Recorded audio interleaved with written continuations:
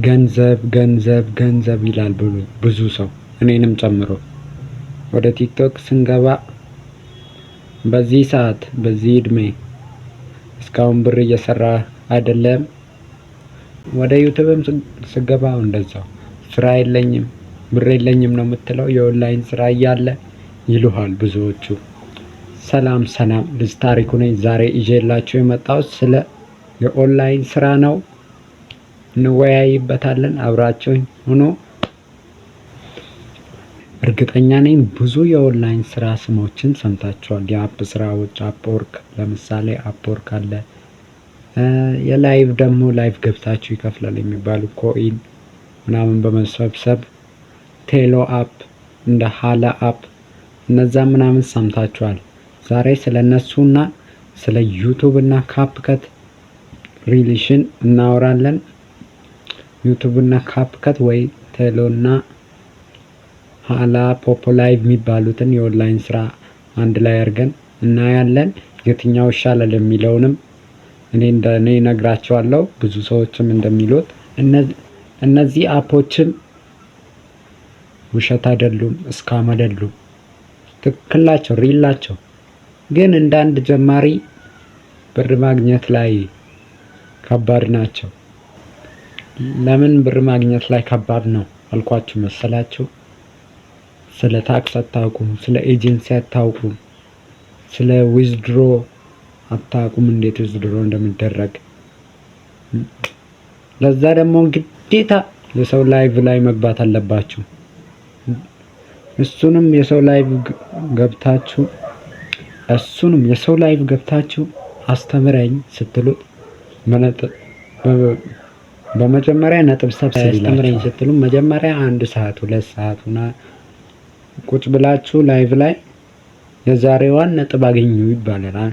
እርግጥም ደግሞ አፑ ላይ 1 ሰዓት 2 ሰዓት ላይቭ ስትቀመጡ የሆነች ነጥብ ታገኛላችሁ፣ 1000 ነጥብ ምናምን። ግን ያ ለእናንተ ጥቅም የለውም። ለእናንተ ጥቅም ያለው ኮይን ነው።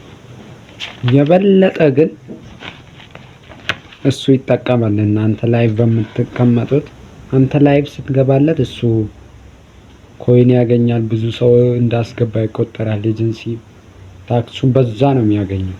በአንተ ላይቭ መቀመጥ አንተን ያስገባው ወደ ላይቭ ወይም ደግሞ አፑን ስራውን ያስጀመረክ ሰውዬ አንተ ላይቭ በምትቀመጥበት ሰዓት ላይ ኮይን ይሆንለታል።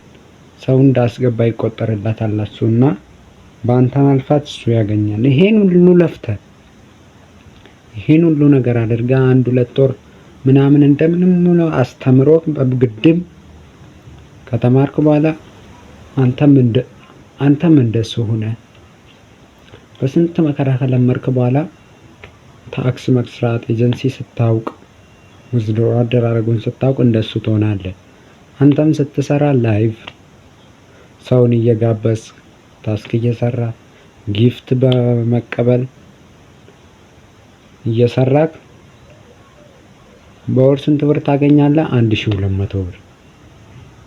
ይሄ ደግሞ በጣም ዝቅተኛ ብር ነው። ይሄን እንዲለፍተህ 1 ወር 2 ወር እንዲህ ተለማምደ ከነሱ ጋር ላይቭ ላይ ዳታን ጨርሰ ምን ብለስ ጊዜን ጨርሰ 1200 ብር በወር ከምታገኝ 2 ወር ምናምን ለፍተህ ለምን 4 ወር ጨምረበት 6 ወር ውስጥ ዩቲዩበር አትሆንም።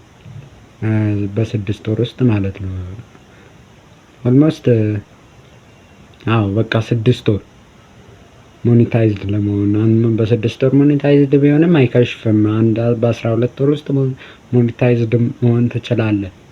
1000 ሰብስክራይብ 4000 ዋች አወር ማለት ነው። 4000 ሰዓት አሁን እንዲህ በ5-6 ደቂቃ የምትለቀው ቪዲዮ ተደምሮ 4000 ሰዓት ሲታይልህ ሞኔታይዝድ ወደ ዩቲዩብ ፓርትነር ፕሮግራም ትገባለህ። ከዛ አንተ ደግሞ የሚያስፈልግህን ነገር ታሟላና ሞኔታይዝድ ትሆናለህ።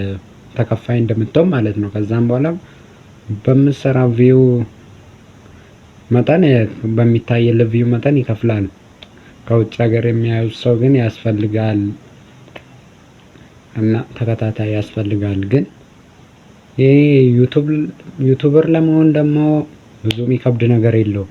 አንደኛ ቪዲዮ ኤዲቲንግ ትንሽ የራስን እንደኔ አሁን እንደዚህ የቪዲዮ ኤዲቲንግ ራሴን በራሴ ነው ያስተማርኩት። ብዙም የተጠበብኩበት ነገር የለም። በቀላሉ የሰራሁት ነው። ከት በማድረግ ትራንዛክሽኖችን በመጨመር አንዳንድ ፎንቶችን በመጻፍ ጽሁፎችን፣ ሌላ ምንም ነገር የለውም። በቃ ከዛን ይሄ ለራስ ቪዲዮ በምሰራው እሱም የራስን ቪዲዮ ሰርተ ኤዲት በማድረግ ራሱ የቪዲዮ ኤዲቲንግ ስኪል ማሳደግ ትችላለህ። አጫጭር ኮርሶችንም ማየት ትችላለህ። በተቻለ ሁኔታ ዩቲዩብ አካውንት ትከፍታለህ። በቃ 6 ወር ምናምን ሞኔታይዝድ ለመሆን ትሞክራለህ። እናም በወር $100 በላይ ልታገኝ ትችላለህ በዩቲዩብ ማለት ነው። በዛ በቴሎ በፖፖ አሁን ፖፖ እንኳን ይሻላል ከቴሎ እና ከኋላ አፕ። ብዙ አፖች አሉ ፔድወርክ ምናምን ቪዲዮ በማየት ምናምን የሚባሉ እነዚህ ዝም ብሎ ናቸው። ኋላ ምናምን በእርግጥ ብር ታገኝበታለህ፣ ግን ጊዜ ይወስዳሉ። ጊዜ ከወሰደ አይቀር ደግሞ ዩቲዩብ ይሻላል። ዩቲዩብ 6 ወር በአንተ ችሎታም በአንድ ወር ውስጥ እኮ ሞኔታይዝድ መሆን ትችላለህ።